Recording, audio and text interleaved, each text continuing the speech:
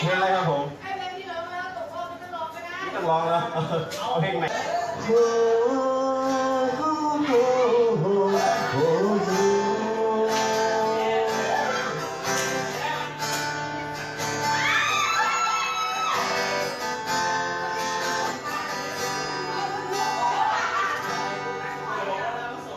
ยืนซึมเศร้ากลางฝนที่มันพรำพรมลงใส่หน้าอา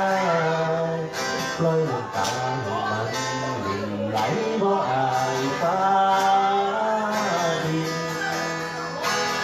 สิ้นสิ้นแล้วผ่าน5 นาทีสุดท้ายกับคำว่าเลิกกันบาดหัวใจของอายถูกทับด้วยน้ำมือเจ้ากับเขาสอง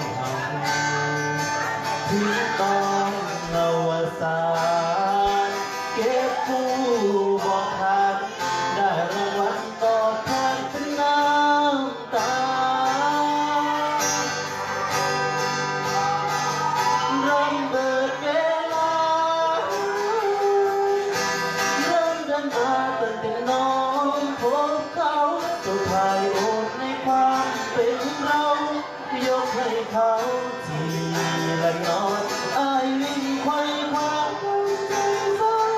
คืนน้องก็คืนนี้ใส่เกียร์พายได้แต่มองนาทีรุดลอยรอถึงวันเลิกลา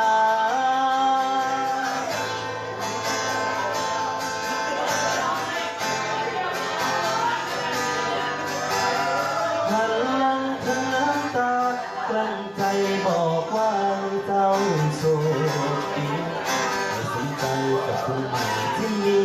ที่น้องตั้งใจเลือกเขาไอ้คนนี้ได้ตายไปแล้วบ่ต้องห่วงเรื่องบ่ขวางทางเจ้าวันเกิดที่น้องกับเขาวางลงใส่ใจกัน